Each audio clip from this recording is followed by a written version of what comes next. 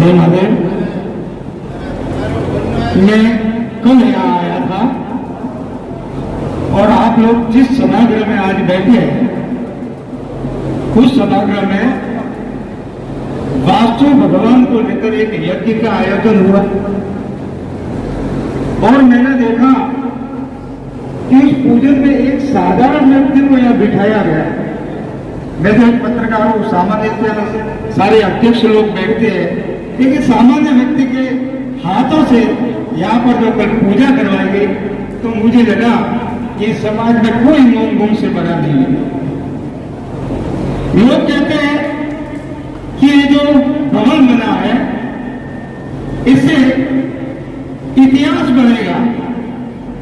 मैं तो कहता हूं कि इतिहास तो बन चुका है, अब ये इतिहास वापस दोहराया जा रहा है, क्योंकि इतिहास तो हमने जब छात्रावास बनाया उसका भी जब भूमि पूजन हुआ मैं यहाँ पर उपस्थित था और उसके पश्चात ये जो भवन का जो आज यहाँ पर भूमि पूजन हुआ है उस समय ये मेरा भाग्य है कि मैं यहाँ पर उपस्थित था।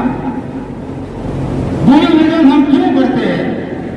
हम भूमि पूजन इसलिए करते हैं कि भूमि पूजन की पूजा पद्धति से जितनी भी नकारात्मक शक्तियां होती है उसका नाश होता है, ताकि हम जिस संकल्पना को लेकर चले हैं वो संकल्पना जब पूरी होगी, जब ये बनकर तैयार हो जाएगा, हम कहें लेकिन हमारे संतानें उन्नत और सुखी होगी। तो कई लोग तरह तरह के सवाल खड़े करते हैं, हालांकि पक्ष और विपक्ष दोनों होना जरूरी है, लेकिन जो लोग सवाल खड़े करते हैं वो धरातल पर आकर सवाल खड़े क्यों नहीं करते? ये सोशल मीडिया का जमाना है, हम एक छोटी सी बात करते हैं, मिनटों में देश विदेशों में वो पहुंच जाती है। इसलिए जो भी बात करनी है वो धरातल पर आकर कोई त्रुटियां है, कोई गलतियां है, कोई सुझाव है तो वो धरातल पर आकर जायज पर देने चाहिए, न कि सोशल मीडिया में या बाहर जाकर चिल्लाने इसका कोई हल नहीं है।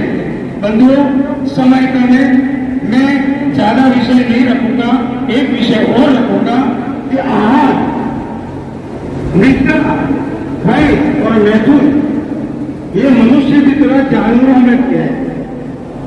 आदमी को भूख लगती है तो बड़ी रहे वो ठंडी छाछ और रात की रोटी चूर कर पीता खाता है। कोई अमीर है तो वो रस पूरी खाता है। तो भूख तो जानवर को भी लगती है। शेर गाय का शिकार करता है, हिरण का शिकार करता है, भूख तो उसको भी लगती है। भय हमें भी लगता है।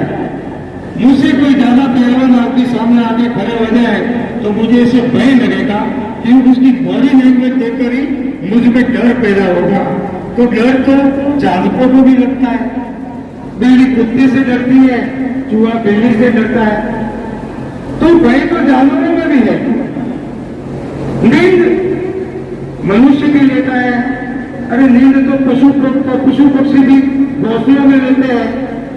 शेर गुफाओं में सोता है, कुछ लोग महलों में सोते हैं, कुछ लोग पेड़ों के नीचे सोते हैं। तो निद्रा तो मनुष्य को भी आती है और जानवर को भी आती है। हम मनुष्य हैं, मनुष्य संतान पैदा करता है कि मेरे तो 5 लड़के हैं, मेरे तो 4 लड़के हैं। अरे संतान तो जानवर भी पैदा करते हैं। तो मेरे दिमाग में प्रश्न उठता है कि मनुष्य और जानवरों में इतनी सारी समानता है तो फिर विशेषता क्या है? तो विशेषता तो यह है कि हम जो सामाजिक कार्य करते हैं, हम समाज के लिए जो कार्य करते हैं, क्योंकि समाज हमारा कुटुंब है, समाज हमारा परिवार है।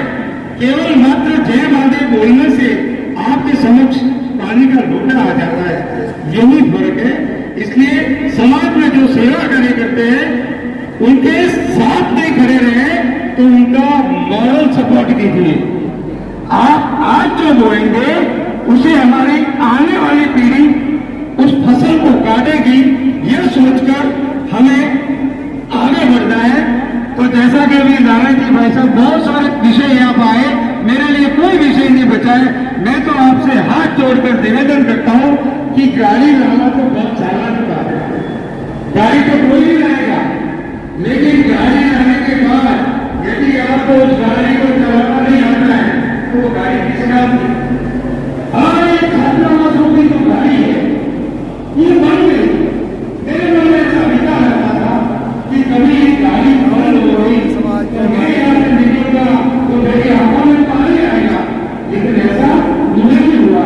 हम सामान्य क्या करते हैं, होटल में आते हैं, 10 मिनट बैठते हैं, आधा घंटा बैठते हैं, लेकिन आप हमें होटल में कितने घंटा देखिए, इन बच्चों से मिलकर देखिए, ये जो बच्चे हैं और बच्चों के साथ में हमारे जो बड़े बुजुर्ग हैं, हमारे जो दान रहता है, दान करता है, उसके तो बच्चे याद नहीं करते, उसके बच्चों को याद नहीं करते।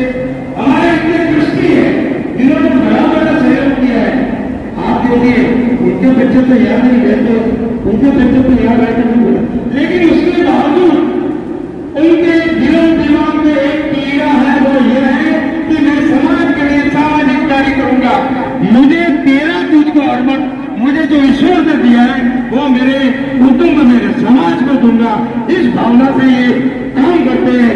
इसलिए आज हम इस छत्र छाया के नीचे बैठे हैं और मैं तो आप सबसे निवेदन करूंगा कि ये जो संकल्पना आज जो खड़ी हुई है, ये आने वाला इतिहास हमें याद रखेगा। और आप केवल 100-200 की संख्या में नहीं है, आप ऐसा मत मानिए, आप गांव-गांव से आए हैं, आप परगनों से आए हैं, जहां की संख्या हजारों लाखों में है, वहां तक ये संदेश पहुंच जाएगा। हमारे लिए बहुत अच्छा है और इस अच्छे समय का हमें मिलकर सदुपयोग करना है। इन्हीं शब्दों के साथ मुझे यहाँ पर जो बुलाया इसके लिए मैं बहुत आभारी